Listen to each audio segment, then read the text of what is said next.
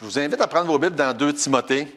Et souvent, je pense pas à ça, les fêtes, comme la fête des Pères. Quel beau sujet à réfléchir que Luc nous a fait pas pris du temps à réfléchir là-dessus. Mais moi, j'ai pas pensé à ça d'avance. Puis, comme vous le savez, je l'ai mentionné à plusieurs reprises, la fête des Pères, moi, ça fait tellement longtemps que j'ai plus de père. J'ai jamais pris l'habitude de vraiment penser à ça. Mais on va regarder ensemble pendant un certain temps 2 Timothée. Et c'est intéressant parce que dans son introduction, Timothée, il mentionne « Ah, Timothée, mon fils bien-aimé », puis je pensais à ça tantôt. C'est quand même un autre aspect intéressant à réfléchir sur ça. Non seulement il y a Dieu qui est notre Père, mais cet aspect-là que Paul lui-même se voit comme un père pour Timothée. Et il y a beaucoup d'occasions dans nos vies où on pourrait avoir cet impact-là, cette influence-là sur d'autres personnes, comme d'ailleurs Paul l'a eu sur Timothée. C'est un sujet aussi intéressant à réfléchir, mais juste une idée comme ça qui me passait par la tête tantôt. On va prier. Oui, Seigneur, notre Dieu, on est devant toi. On te remercie pour l'occasion qu'on est ensemble ce matin. Combien on est reconnaissant de ton salut, de ta grâce et surtout du don merveilleux. Quand on pense à tout ce que tu as fait pour nous et en tant que Père céleste, que tu as envoyé ton Fils, ton unique, mourir sur la terre, dans une mort atroce qui est la mort de la croix. Tout ça pour pouvoir avoir la joie, le privilège d'intégrer, d'adopter d'autres dans ta famille. Quel salut extraordinaire quand on réfléchit sur qu'est-ce que ça implique. Un père qui donne un fils pour pouvoir avoir d'autres enfants. Et je te remercie ce matin de pouvoir être appelé enfant de Dieu. Merci Seigneur, c'est tellement un privilège d'avoir un Père dans le ciel sur lequel on sait qu'on peut toujours compter et qui va être là pour toujours, avec lequel on va passer l'éternité. Je te prie Seigneur de toucher les cœurs de chacun. Et pour qui que ce soit qui n'a pas encore dans son cœur cette certitude, cette assurance d'avoir Dieu pour Père, je te demande, Seigneur, de toucher les cœurs ce matin et d'amener d'autres à faire partie de la famille. Dans le nom de Jésus, Amen. Moi, j'ai beaucoup aimé méditer sur 2 Timothée pour plusieurs raisons. Premièrement, ça fait partie des épîtres pastorales. On a entrepris l'année passée 1 Timothée, mais c'est tellement différent. Et j'espère que vous allez apprécier le fait qu'on n'est pas juste en train de continuer à faire la même chose là, pendant un certain temps. C'est très, très différent 2 Timothée qu'un Timothée pour plusieurs raisons. Le contexte est différent. Tout à coup, Paul se retrouve en prison. Il est tout seul. Et puis, il y a une espèce de... Comment je pourrais dire? Quelque chose qui est là pendant tout le temps. Ou est-ce que c'est un peu comme... Beaucoup de gens réfèrent à 2 Timothée comme une lettre testamentaire. Je ne sais pas si vous avez déjà entendu cette expression-là. Timothée parle comme quelqu'un qui sait qu'il est à veille de mourir. Et qui dit, bien, voici des choses bien importantes que j'aimerais te dire, Timothée. Parce que là, je sais que le jour s'en vient, puis s'en vient bientôt. Fait que c'est vraiment intéressant quand on lit ça. C'est très solennel, c'est bien très personnel. Non seulement Timothée est en prison, Paul est en prison, il dit qu'il est tout seul. Il était abandonné par un autre. Plusieurs l'ont abandonné. Et il y a vraiment un attachement spécial pour Timothée. Puis il lui écrit, il dit là, dans le tout début, il dit « Mon enfant bien-aimé ». C'est intéressant comment est-ce qu'il appelle Timothée. Et je pensais à tout ça, je me dis, ouais, il y a clairement ce ton-là, le testamentaire, de quelqu'un qui un peu, ça fait penser aussi un peu à des dernières paroles de quelqu'un qui est sur son lit de mort. Je ne sais pas si combien d'entre vous ont eu cette opportunité-là d'accompagner quelqu'un sur son lit de mort. Je l'ai eu plus souvent à cause de mon rôle de pasteur. Et à plusieurs reprises, j'ai eu ce que je considère être un privilège de passer des instants parmi les derniers moments de la vie de quelqu'un et d'être dans ce cercle-là de confidence. Et ça m'est arrivé même à quelques reprises d'être la dernière personne Puis même de me faire dire par les gens de la famille, « Ah oui, tu as pu parler avec. Nous autres, ça faisait tant de temps qu'il n'y avait pas beaucoup de communication. Il était ou il n'était pas conscient. » Et d'avoir eu le privilège de prier avec des gens dans les derniers moments. C'est spécial, je peux vous dire. C'est vraiment en tout cas, comme je disais tantôt, je considère ça comme un vrai privilège. Je me souviens de quelques-unes de ces conversations-là, très précisément. Une, entre autres, et je pense à Mme Prévost, qui me dit, la dernière fois qu'on s'est parlé, puis elle, c'était le cas, elle était très peu consciente dans les derniers moments. Elle dit, « Oublie pas de dire ça à mes enfants. » Et je me souviens de cette conversation. « Oublie pas de dire, d'expliquer le salut à mes enfants. » De leur parler de Dieu, de l'amour, du salut, etc. Et c'est vraiment des moments que je chéris, en tout cas, qui sont très privilégiés. Et quand on lit 2 Timothée, surtout à la fin, je vais juste vous amener à la fin de 2 Timothée, dans le chapitre 4, vous allez voir que c'est vraiment ça qui se passe. Dans 2 Timothée, chapitre 4, verset 6, on va lire verset 6, 7, 8. Il dit, « Car pour moi, je sers déjà de libation et le moment de mon départ approche. » Ben, de quoi il parle? Il parle de sa mort. « J'ai combattu le bon combat, j'ai achevé la course, j'ai gardé la foi. Désormais, là, il voit ça, là, ça s'en vient. Là. Désormais, la couronne de justice m'est réservée. Le Seigneur, le juste juge, me la donnera dans ce jour-là. Et non seulement à moi, mais encore à tous ceux qui auront aimé son avènement. » Verset 18. « Le Seigneur me délivrera de toute œuvre mauvaise et il me sauvera pour me faire entrer dans son royaume céleste. À lui soit la gloire au siècle des siècles. Amen. » Vraiment, Paul est en train de contempler, là, dans un avenir assez rapproché, le moment où il va s'en aller rejoindre son bien-aimé Sauveur. Il sait que la fin est proche. Pour quelque raison que ce soit, parce que la majorité des gens, on n'a pas cette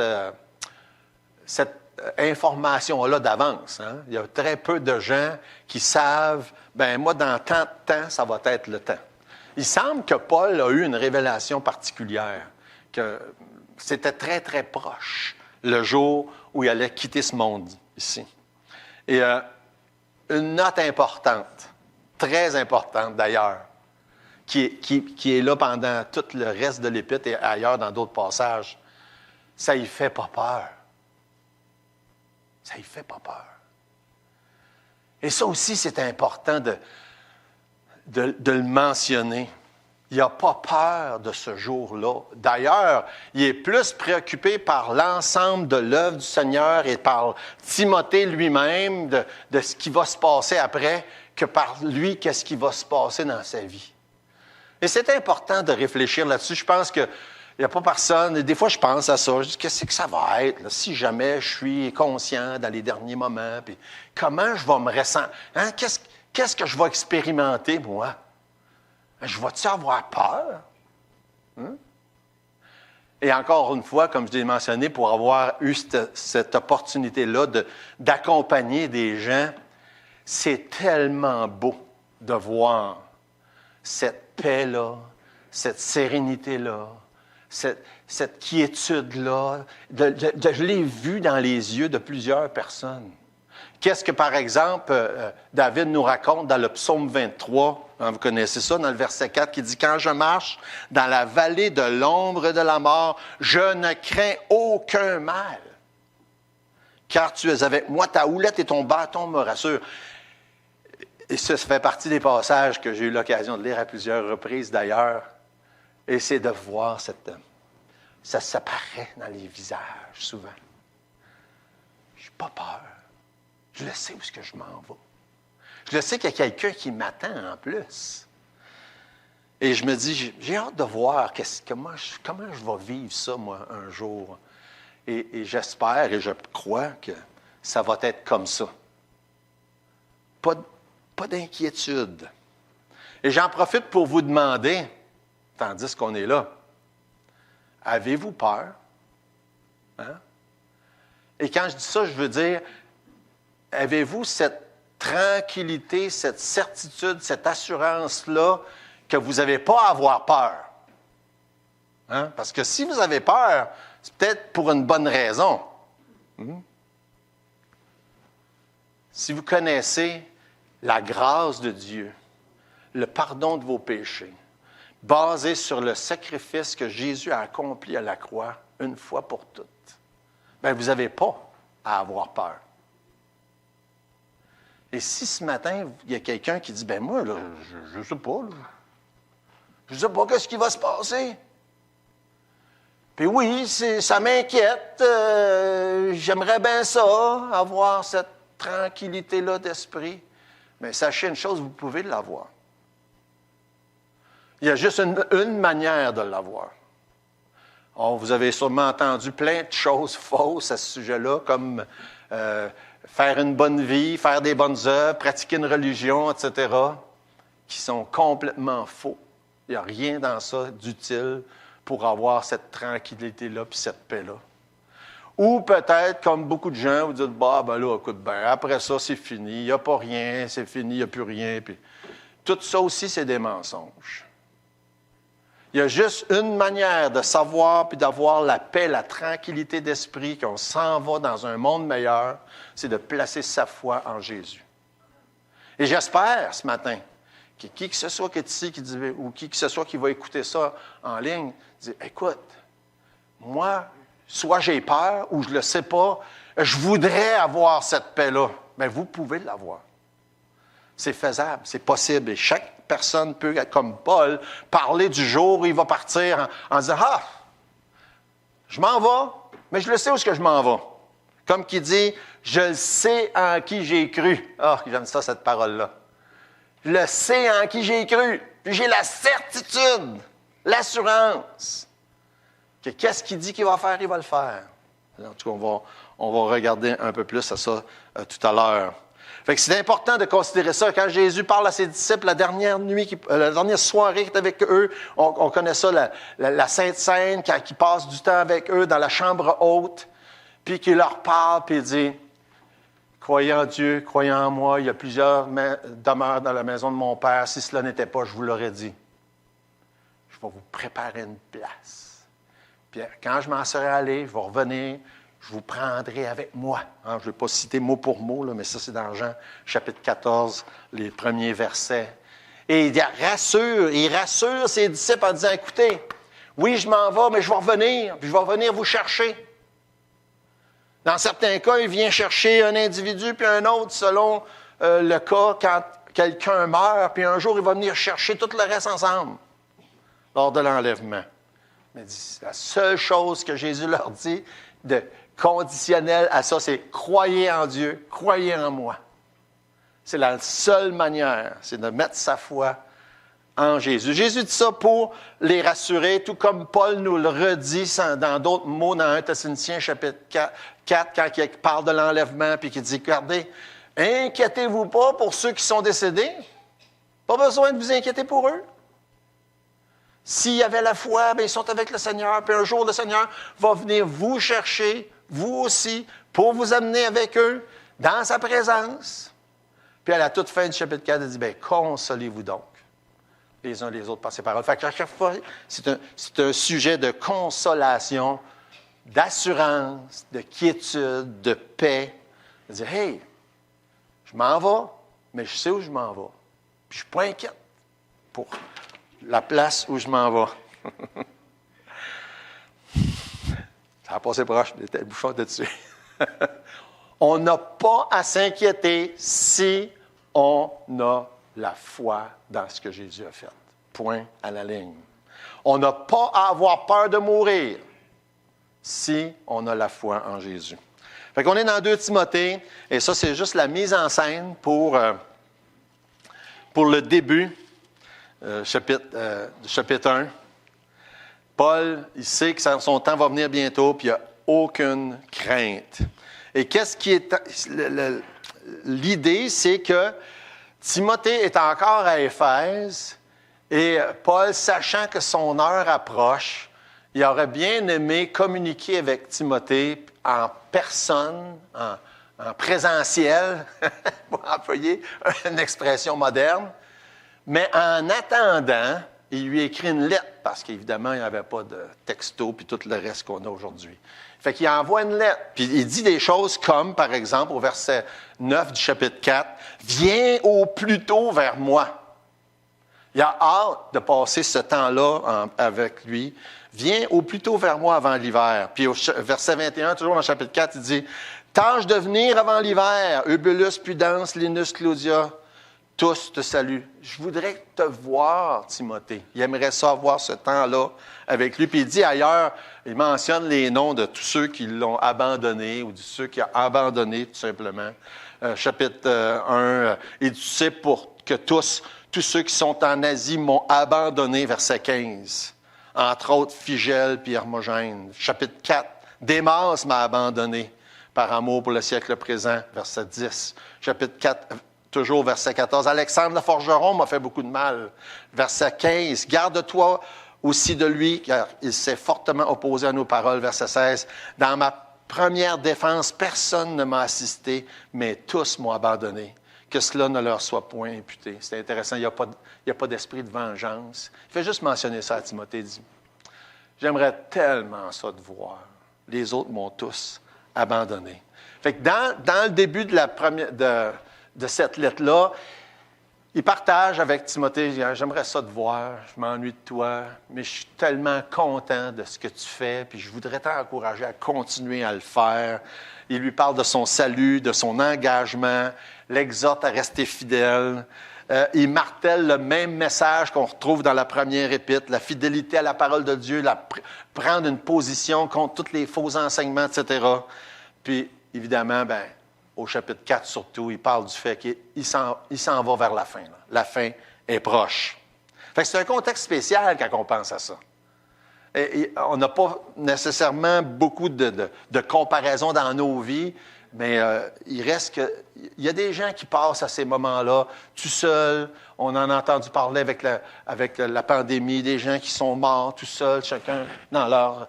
soit dans les CHSLD ou dans d'autres endroits. Et c'est pas drôle quand on pense à ça. Mais là, c'est l'apôtre Paul.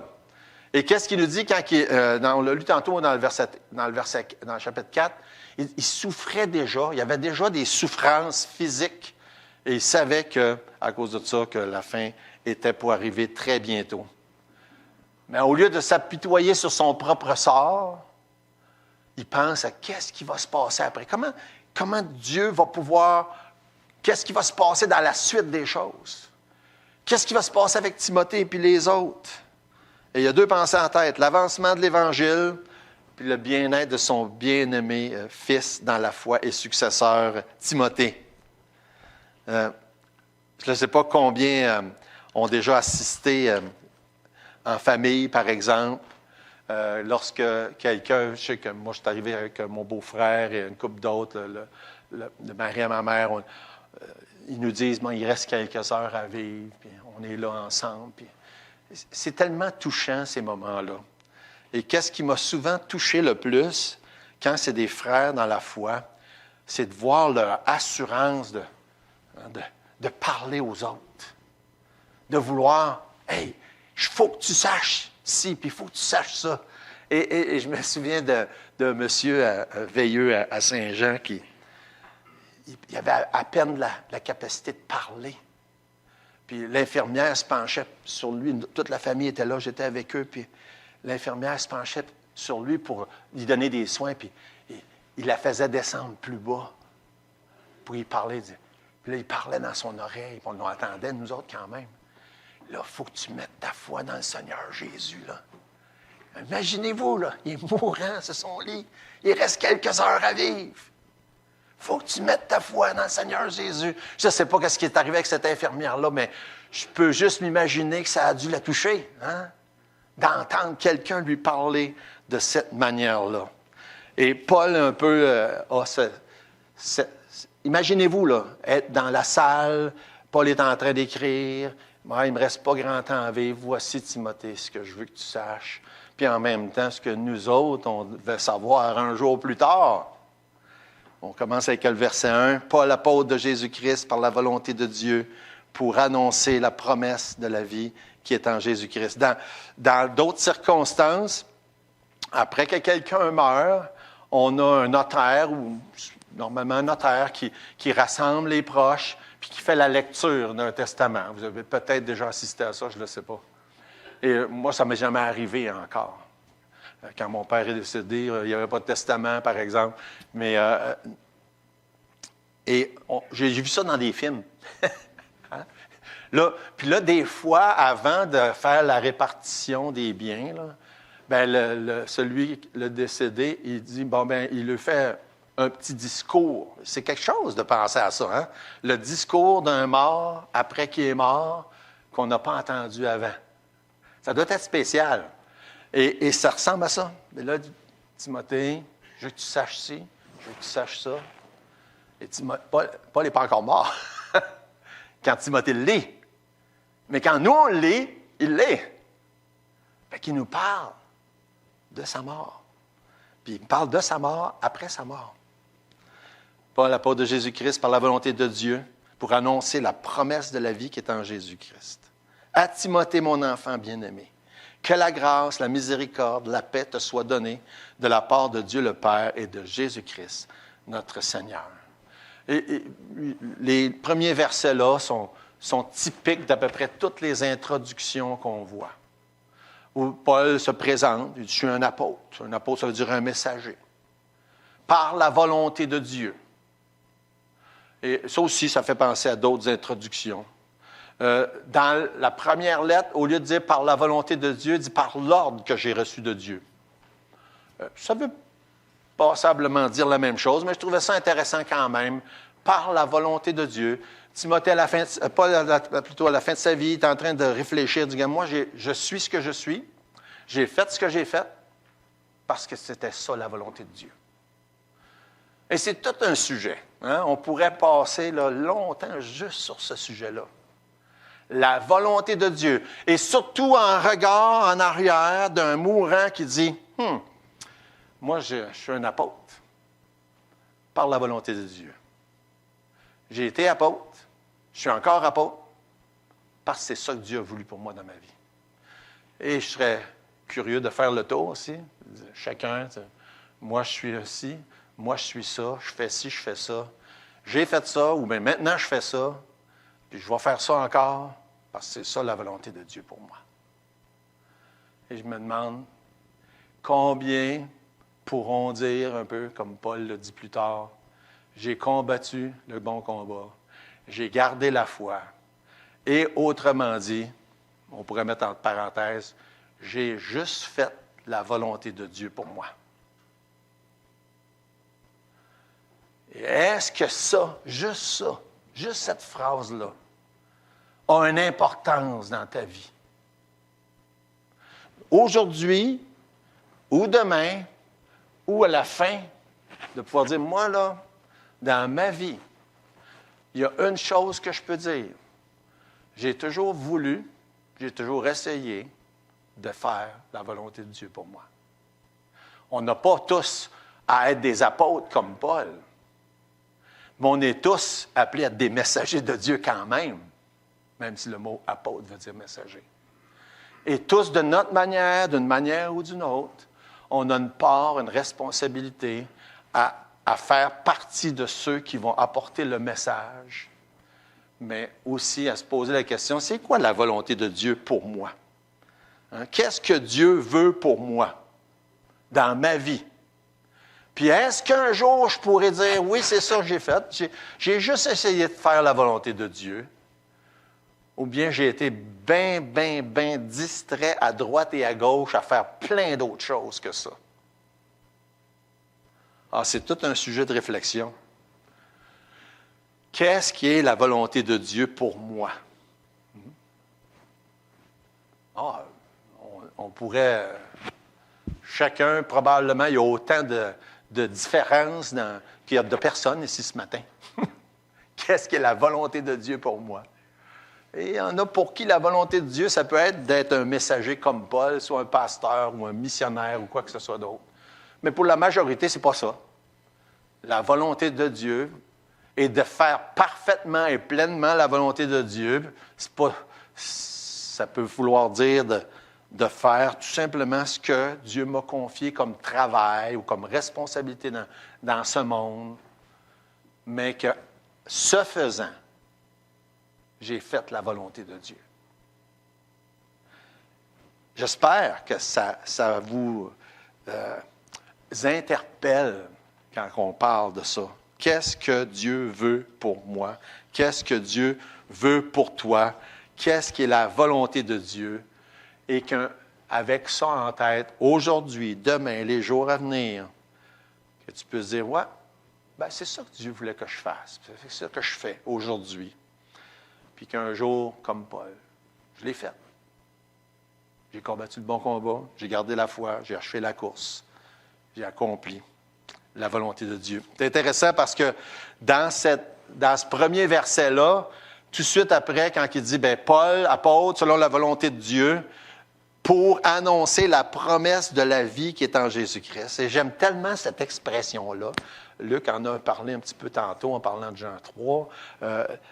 Dieu a tant aimé le monde qu'il a donné son Fils unique, afin que quiconque croit en lui ne périsse pas, mais qu'il ait la vie éternelle. C'est ça la vie en Jésus-Christ dont il parle dans le verset 1. C'est une expression différente de plusieurs autres places dans la Bible. Cette vie-là en Jésus, qui aussi on peut appeler la vie éternelle, mais la vie en Jésus. La vie éternelle, on a l'impression que c'est plus tard. Mais la vie éternelle, elle commence maintenant. Mais quand on dit la vie en Jésus, là, c'est plus évident. La vie en Jésus, elle est commencée aujourd'hui. Là. Elle est en cours, la vie en Jésus. Quand ça parle dans Jean chapitre 1, ça dit au commencement était la parole était avec Dieu, la parole était Dieu. Puis ensuite, ça nous amène à Jésus. Puis ça dit en elle, la parole, était la vie. Ben oui, en Jésus. En elle était la vie, parce que la vie est en Jésus. La vraie vie, la vie éternelle, est en Jésus. Dans le chapitre 1, toujours au verset 10, Paul dit, il dit qu'il a été manifesté maintenant par le venu de notre Sauveur Jésus-Christ qui a réduit la mort à l'impuissance. C'est ça la signification de la vie en Jésus. Parce que Jésus a réduit la mort à l'impuissance. Fait que la vie est en Jésus, puis en Jésus, il n'y a pas de mort. C'est quelque chose, ça aussi, là. Ah oui, on voit quelqu'un qui quitte ce monde, son corps cesse de respirer, la vie n'est plus dans le corps, mais la vie continue. La vie en Jésus continue. Elle ne s'arrête jamais. C'est des choses difficiles à même assumer, cette vie-là en Jésus dont il est question, qui n'est rien de comparable. Cette vie en Jésus qui est éternelle. Dans Jean 3, que ce soit au verset 15, par exemple, ça dit « Afin que quiconque croit en lui ait la vie éternelle ». Verset 16, que ça dit « Dieu a tant aimé le monde que... » en tout cas, je ne voulais pas leur citer une autre fois, mais quand même, qu'il a donné son Fils unique afin que quiconque croit en lui ne périsse pas, mais qu'il ait la vie éternelle. Verset 36, « Celui qui croit au Fils a la vie éternelle ».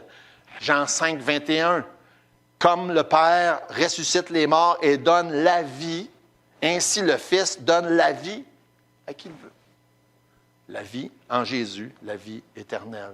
Jean 5, 24, « En vérité, je vous le dis, celui qui écoute ma parole, qui croit en celui qui m'a envoyé, a la vie éternelle. » Fait que Paul dit, apôtre selon la volonté de Dieu pour annoncer la promesse de la vie en Jésus. Quel message extraordinaire, la promesse de la vie en Jésus. Encore une fois, si quelqu'un ici ce matin n'a pas cette assurance d'avoir la vie en Jésus, tout ce que vous avez à considérer, c'est qu'est-ce que Jésus a fait. On vient de le lire au verset 10. Il a vaincu la mort. Il a passé au travers de la mort comme si c'était rien pour nous donner à quiconque croit la vie éternelle en Jésus. Quel message extraordinaire. La promesse de la vie en Jésus. Fait que si vous oubliez tout le reste, j'espère que vous n'oublierez pas juste ça. Qu'est-ce qu'il dit au verset 1? Paul apôtre de Dieu, par la volonté de Dieu, pour annoncer la vie en Jésus. Verset 2, on continue, mais on n'ira pas bien plus loin que le verset 2. À Timothée, mon enfant bien-aimé, que la grâce, la miséricorde, la paix te soient données de la part de Dieu le Père et de Jésus-Christ notre Seigneur. La seule différence qu'on voit dans l'introduction entre 1 Timothée puis 2 Timothée, c'est que dans 1 Timothée, il dit, comment est-ce qu'il appelle? Il dit « mon enfant légitime ». Puis dans 2 Timothée, il dit « mon fils bien-aimé ». Il n'est pas moins légitime à la fin de la vie de Paul, puis il n'est pas moins bien-aimé dans le début de sa vie. Deux manières différentes de l'appeler. Mais je pense qu'il y a une raison pour ça, c'est qu'en fin de vie, la nature humaine est qu'il y a peut-être un petit peu plus d'émotion. Et la manière qu'il appelle Timothée, dans 2 Timothée, en sa fin de vie, dit « mon fils bien-aimé ». Que ce soit en fin de vie, que ce soit dans des moments de traumatisme, que ce soit dans des épreuves, que ce soit dans des difficultés, les émotions, des fois, refont plus surface. Je ne sais pas pour vous autres, là, moi je suis le même, là, puis en vieillissant encore plus, mais cette manière-là d'être un peu plus sensible, et puis c'est ce qu'on voit là, je pense, en partie, quand il parle de Timothée en disant « mon fils bien-aimé, mon enfant bien-aimé ». Évidemment, je l'ai dit tantôt, en prison, il est tout seul, il pense à Timothée, il pense avec un peu d'émotion, son fils bien-aimé. Et ça fait déjà un bon bout de temps, on lit, que Paul se dit « moi, j'ai hâte. J'ai hâte d'aller dans la présence du Seigneur. » Je ne sais pas si ça vous a... Bon, je ne sais pas. Je suppose que ça vous a déjà passé par la tête. J'ai hâte. Hein? Moi, ça m'a passé souvent par la tête. J'ai hâte. Il nous dit dans Philippiens chapitre 1, verset 21, il dit « Car Christ est ma vie et la mort m'est un gain. » On parle de quelqu'un qui regarde la mort comme de quoi qui est de bien. Mais il dit « Si c'est utile pour mon œuvre que je vive dans la chair, je ne saurais dire ce que je dois préférer. » Avez-vous déjà réalisé exactement ce qu'il est en train de dire? Je ne sais pas ce que je préfère, rester en vie ou mourir. C'est ça qu'il est en train de dire. Je ne suis pas sûr lequel des deux je préfère. Je posais la question ce matin, probablement, je prends pour acquis que la plupart diraient, bien moi, je préférerais rester en vie encore un bout de temps. En tout cas, généralement, c'est ça.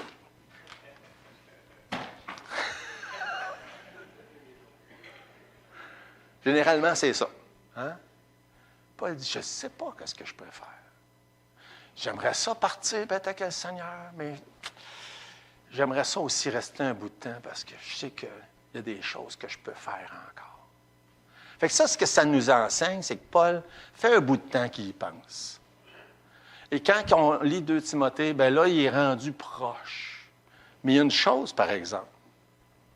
Il n'y a rien de mal à se dire, moi, j'aimerais ça partir. Puis il nous parle de ses souffrances dans 2 Timothée. Il n'y a rien de mal à ça. Là où il y a un problème, c'est quand quelqu'un décide de le faire. Il n'y a rien de mal à dire, moi, il me semble que je serais bien mieux, moi, que le Seigneur. Puis des fois, on voit des personnes qu'on aime souffrir, puis on y pense. Hein? Un tel, une telle, ce serait bien mieux que le Seigneur. Ça m'est arrivé souvent de voir des gens, puis avoir cette pensée-là, quand des gens souffrent. Puis vous savez, aujourd'hui, depuis un assez bon bout de temps même, c'est rendu légal de faire ça. De décider, quand quelqu'un souffre trop, qu'il devrait partir, puis que les gens font le geste. C'est rendu légal. C'est pas des farces quand on pense à ça. Fait que Paul se dit, ouais, j'y pense, mais jamais qu'il l'aurait fait. Parce qu'on n'a pas le droit de faire ça. On n'a pas le droit de décider. Il y a juste Dieu. Luc parlait tantôt, il sait même le nombre de cheveux qu'on a sur la tête, il connaît nos jours, il connaît l'heure, il sait tout. C'est lui qui décide. Personne n'a le droit de faire ce choix-là. Fait que c'est important de se rappeler de ça, parce qu'on vit à une époque où beaucoup de choses sont tellement loin de ce que la parole de Dieu nous enseigne, puis ça, c'en est une.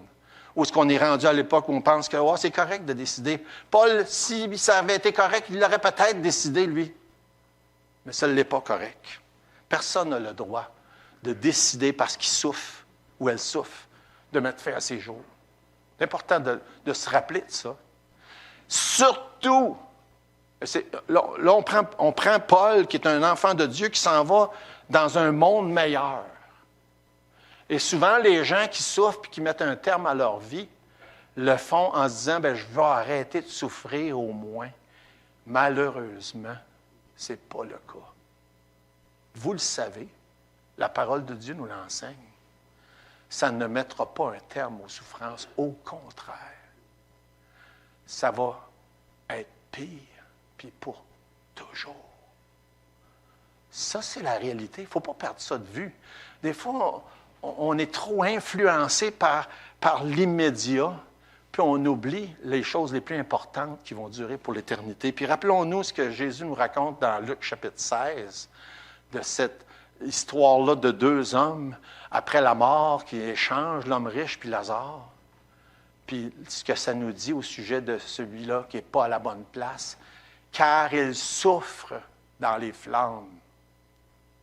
C'est la réalité que la Bible nous enseigne. Ce n'est pas un message populaire de nos jours, et même dans certaines églises, on ne veut même plus dire ça. Mais c'est la vérité. C'est la vérité. Quelqu'un qui souffre sur cette terre et qui met un terme, il fait juste mettre un terme à la possibilité de pouvoir être sauvé. C'est juste ça, malheureusement. Il ne met pas un terme à la souffrance, mais il met un terme à la solution de la souffrance, qui est de placer sa foi en Jésus. Il n'y a personne qui peut faire ça. Fait que c'est un rappel, quand on lit ça au sujet de Paul, qui souffre, il a hâte à la fin, mais jamais, jamais qui prendrait la responsabilité de prendre sa vie. Dans la fin du verset 2, il dit, mon enfant bien-aimé, que la grâce, la miséricorde, la paix te soient données de la part de notre Seigneur, de notre Dieu, le Père et de Jésus-Christ, notre Seigneur. Puis tout de suite après ça, dans les versets suivants, Paul fait quelque chose qui est vraiment important, puis qu'il ne faudrait jamais négliger. Il prie ouvertement pour Timothée. En commençant sa prière, il dit, je rends grâce à Dieu. J'espère qu'on fait ça sur une base régulière, de prier pour les autres, de rendre grâce à Dieu pour les autres. Et je rends grâce à Dieu. Puis là, il nomme plusieurs choses. L'arrière-plan de Timothée, son arrière-plan à Paul aussi, qui lui-même, tous les deux ont eu un enseignement dans la foi. Pas le même genre d'enseignement, mais l'enseignement quand même dans la foi. Puis il dit, je prie pour toi jour et nuit. À chaque fois que je lis des passages comme ça, je me dis, je ne suis pas capable de faire ça, moi. Prie pour toi jour et nuit. Vous savez, dans 1 Thessaloniciens 5, il dit prier sans cesse. Et là, il le faisait, lui. Il faisait ça. Il dit, je prie pour toi jour et nuit. C'est pas juste une expression, là. Il faisait littéralement. Vous savez, des fois, moi, ça m'est arrivé beaucoup, mais maintenant, avec mon CPAP et tout le reste des médicaments que je prends, je dors un peu mieux que je dormais. J'ai fait beaucoup d'insomnie pendant bien des années. Et malheureusement, je n'ai pas toujours fait ce que j'aurais dû faire quand je ne dormais pas. Là, vous savez, je faisais n'importe quoi, comment on peut appeler ça, le hamster qui tourne, régler tel problème, m'inquiéter pour tel autre, etc., etc., au lieu de prier. Tu ne peux pas dormir la nuit, là. Prier. Prier. Bonne manière de passer le temps si tu ne peux pas dormir. Puis en plus, là, ça aide à s'endormir. Fait que ça va dans les deux sens. Ça nous aide sur les deux côtés. Et Paul dit, je prie pour toi, jour et nuit.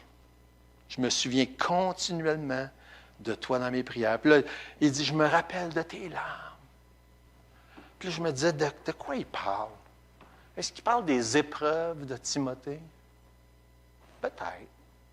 Est-ce qu'il parle des larmes qu'il y avait quand ils se sont quittés? Peut-être. J'ai jamais pensé qu'une partie des deux. Je pensais à mon beau-père. Chaque fois qu'on partait de là, tout le temps, je suis rendu comme lui. Je suis rendu comme lui. Je vois mes enfants, mes petits-enfants que je ne vois pas souvent. Puis là, je pleure. Pas dit, je me rappelle de tes larmes. Il y a un bon côté à ça. Le fait que, il dit, je prie pour toi.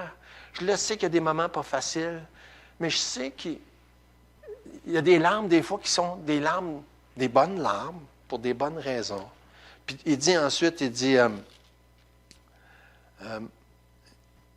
me rappelant tes larmes et désirant te voir enfin d'être rempli de joie.